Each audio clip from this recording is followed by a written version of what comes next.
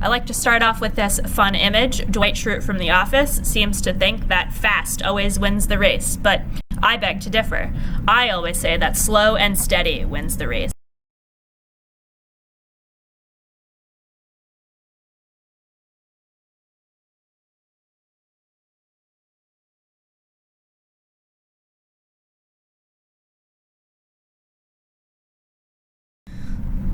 So as far as lung disease and physical activity goes, we know that patients with lung disease are less physically active because they're extremely short of breath. They have greater functional impairment, disability, and dependence on others. So yes, if you don't use it, you lose it is certainly true. Pulmonary rehab certainly improves exercise tolerance and health-related quality of life outcomes for patients. We know that it works. As long as you come regularly, you're going to expect to see improvements in your shortness of breath and fatigue. Pulmonary rehab is also well known to improve outcomes of survival, as well as reducing hospital stays of patients with all different types of lung disease. So what is energy conservation? It's a way to modify and simplify tasks so that you have more energy for the activities that are most meaningful in your life. We promote practice of pacing and pursed lip breathing techniques throughout your participation in pulmonary rehab, as it allows you to conserve your energy and reduce your shortness of breath with any activity that you require exertion for. We always want to consider balancing work with rest. You never want to jam all of your difficult tasks into the same day. That's just not realistic. Spread it out across the week. Make sure you have adequate rest time in between activities so that you don't end up in a panic because you're extremely short of breath. We always like to touch upon specificity of training for your most problematic tasks. If stair climbing is problematic, we're probably going to teach you how to pace and pursed lip breathe, and specifically engage all of the muscles of your lower leg that are going to be required for stair climbing, and perhaps even have you climb a single stair or climb the full stairwell while you're here with us. A hockey player isn't going to train with a figure skater because that's just not going to help his game. Just like Simone Biles, an Olympic gymnast and the greatest of all time, is not going to practice batting to help improve her gymnastics skill set. So specificity of training. Work the muscles and the activities that are most problematic for you specifically so that you have the greatest success. What activities make you the most short of breath? Most of our patients report to us that things like bending to put your shoes on, pick things up off the floor make them winded. Making the bed, vacuuming, carrying groceries into the house, reaching up over your head to either grab things out of a cabinet, put things away into a closet. And then, of course, the evil stair climbing. Everybody's short of breath when they stair. So over the past couple years, we've actually offered our energy conservation project and initiative with our pulmonary rehab patients. We developed a program specifically geared towards improving stair climbing, reaching, bending, vacuuming, and ability to make the bed. So what we did was go ahead and offer this once monthly to all of our pulmonary rehab patients. We separated out into 2 days per week. We went through simulations of activities of daily living. After we did a group-led warm-up where we taught pursed lip breathing and basic pacing skills with some of these activities, we then rotated around the room and we performed household tasks. You see a couple of these examples photographed. Moving laundry, moving pots and pans, simulating like you're pushing a vacuum cleaner, climbing the stairs, reaching and putting some groceries away in the cabinets. So we wanted to train you specifically for these problematic tasks as part of this project. We also sent everybody home with a large packet that we still have access to give you to practice these things at home. Each specific task has very specific exercises that we found would help you in improving your ability to perform these tasks. They're strength training exercises that will allow your muscles to be stronger so that these tasks exert less effort and ultimately help you feel less fatigue and less shortness of breath. So when we take a look at our data, it is a busy slide.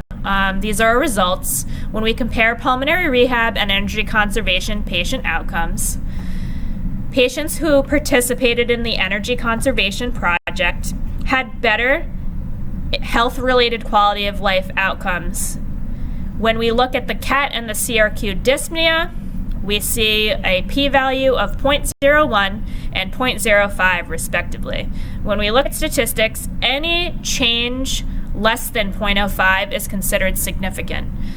The CAT, or the COPD assessment tool, evaluates your shortness of breath, specifically geared towards the individual activities that you pick to make you feel most short of breath. And then the CRQ dyspnea is also a health-related quality of life outcome. So yes, the shortness of breath outcome and quality of life certainly improved with the patients that participated in this project over those that did pulmonary rehab alone without supplementation of this project. Change in self-reported difficulty of these ADLs with the energy conservation intervention. And again, when we take a look at the p-values, the difference in self-reported stair climbing and reaching with participation in this clinic was significantly better from pre-pulmonary rehab to post-pulmonary rehab.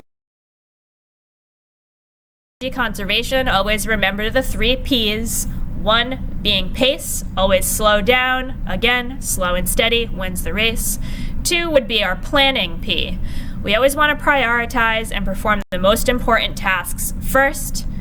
Consider spreading out your heavy tasks across the week, not on the same day, as I've already mentioned. Complete your most difficult tasks at your best time of day, and of course this is going to vary for everybody. Take rest periods before you feel overtired. You can always consider delegating tasks that are unrealistic for you to either your family members or hired help, but be aware of your own activity tolerance. Don't do things that you shouldn't be doing. We don't want you in a panic because you're so short of breath, and we certainly don't want you to get hurt either. And finally, pursed lip breathing is going to allow you to be successful in feeling less short of breath with all exertion, and then we make sure that you use it to recover from any activity that made you extremely short of breath as well.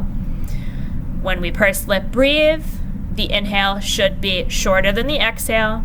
You're taking an inhale through the nose, you might count to 2, and then you're gently exhaling through pursed or puckered lips, and again, it should be longer than the inhale, so you might count to 4 on that exhale. And the more you practice this technique, the more automatic it's going to become, the more successful you're going to be with it. And again, if you are pursed lip breathing, pacing is just going to happen automatically. Your brain can only process so many things at a time, so always start with your pursed lip breathing. The pacing is probably going to come automatically if you're breathing correctly.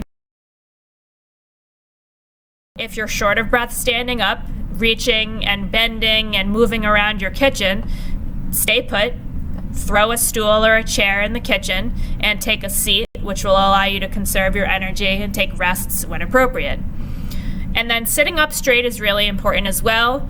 You should give it a try as we speak here about posture. Anytime your back is rounded, the big balloon or diaphragm muscle that sits under your rib cage can't move correctly and allow effective breaths to come in and out. So if you sit tall and take a deep breath, it's going to be much, much easier than if you were to try to take a deep breath slouched over in your chair. And this goes for bending at the hip to pick things up off the floor, bending and reaching to grab something out of your trunk. If you keep your spine straight, it's going to be a lot more efficient, and you're going to be able to not only protect your back, but also take breaths in more easily. So always puff your chest, stick it out, keep a straight spine, and try to maintain good posture because it's going to help you breathe. There's just another example of a guy getting ready, sitting down instead of standing up, shaving, doing your hair, ladies. If you're getting short of breath doing this, just simply sit down. It will require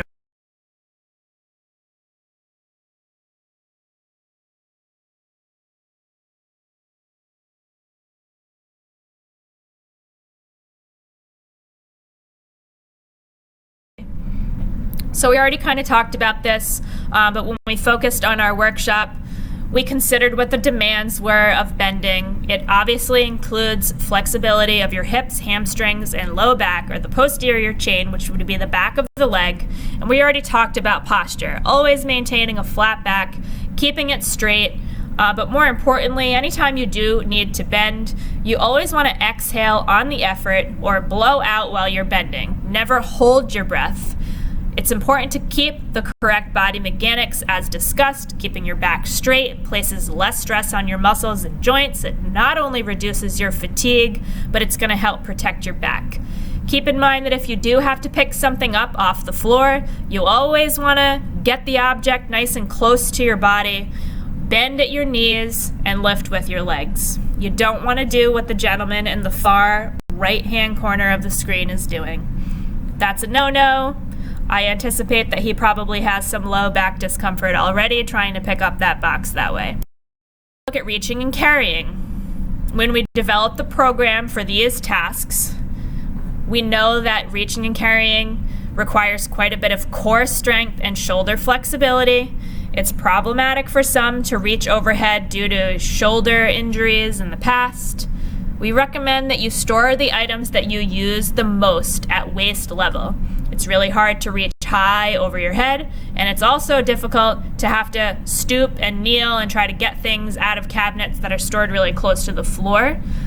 Keep in mind that you want to avoid carrying things next to your chest. It's much easier to carry things over your shoulders or down by your sides. It requires much less energy, and you're going to be able to take in breaths more easily.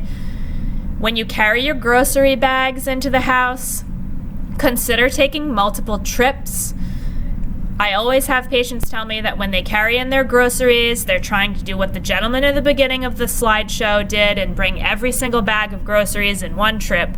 It's going to make you extremely short of breath, so pace yourself, plan and take multiple trips. Maybe bring your refrigerated items in first, and then take a rest, go back out and get the lighter items, or maybe even just recruit a family member to perform this task for you if it's problematic.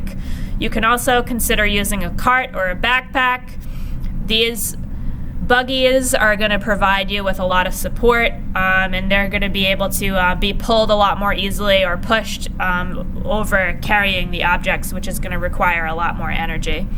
There are just a couple of examples of some of the exercises that we have in your packet. But again, speak to your case manager or Jamie and Hayden that may be reaching out to you over the next couple weeks, and we can send these documents to you electronically to try at home. Steps. Always pace yourself and use your pursed lip breathing. Again, inhaling for 2, exhaling through pursed lips, counting to 4. You might develop some type of pacing when you climb your stairs. You might inhale to take 1 step and then exhale to take 2 steps. You might inhale to prepare and then exhale to just climb up 1 step. So this is going to vary based on where you're at. But we do have a couple exercises here. Again, any strengthening exercise for your leg is going to help with your ability to climb stairs. You can practice just a single stair step up and practice your pursed lip breathing at home before you try to attack a full staircase with that same breathing that you've mastered with a single stair. I like to picture the stackable laundry units here. I have a lot of patients tell me that their laundry is in the basement and they have an extremely difficult time carrying their laundry up and down the stairs. One of my patients went ahead and bought the stackable unit and just put it in the bathroom closet or pantry on the first floor so she didn't have to climb the stairs into the basement anymore.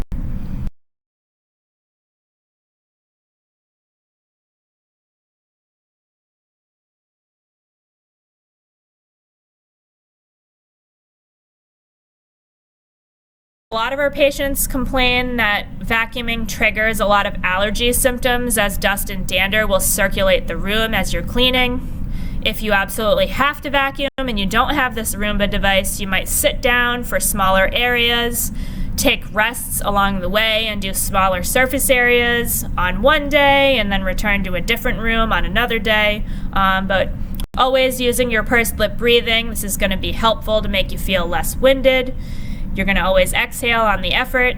So as you exhale to reach the vacuum away from your body, you would then inhale to step back and pull it towards your trunk.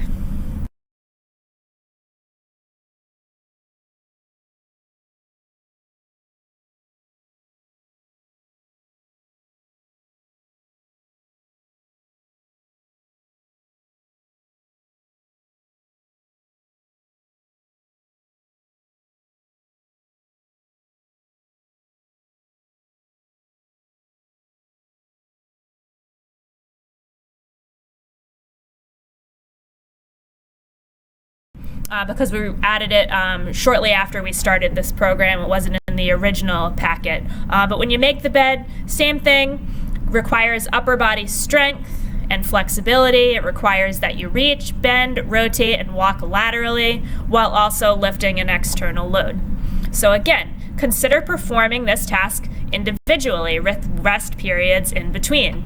You might sit down to dress your pillows, take a rest for a little bit.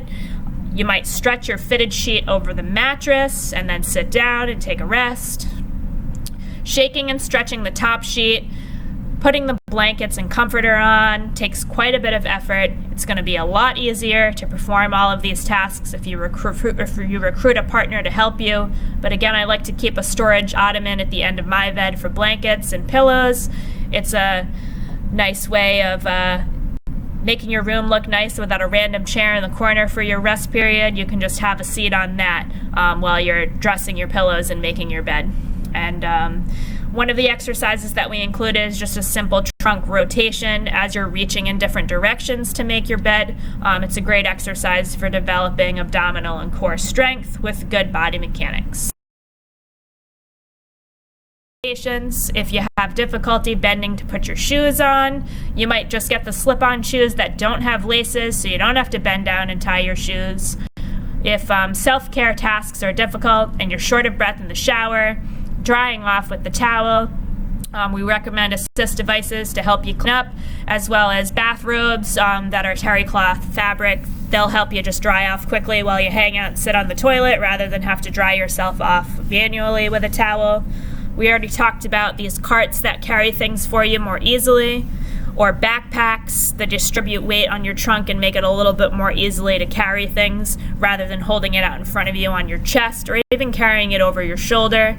And then when we talk about preparing foods and cleaning dishes, it takes quite a bit of energy to scrub the hell out of things. So soak them in the sink before you scrub them and put them in the dishwasher. It will make your life much easier. Now more than ever, we're trying to use these services like Peapod that just deliver our groceries right to your door. I know it's not the same to touch your produce and select the best looking apples and oranges, but Peapod is going to be a good option at this point. Things like the Instant Pot that are multi-use kitchen appliances. They roast. What do they? They saute. They pressure cook, they slow cook, they can make rice and yogurt. It replaces all kitchen appliances, and you just put a bunch of stuff in there and leave it, and you don't have any food prep, and then you only have one dish to clean. And then consider when you do make a large meal, portioning out the meal into individual portions, maybe putting one as a leftover if you're having one for dinner, and then you put the other two in a freezer, so that it's just ready to go. Less meal prep and more ready-to-go meals that are already perfectly portioned for you. So those are just some ideas, but I'm sure that you can brainstorm and come up with some other strategies that have made difficult and problematic tasks a little bit easier for you.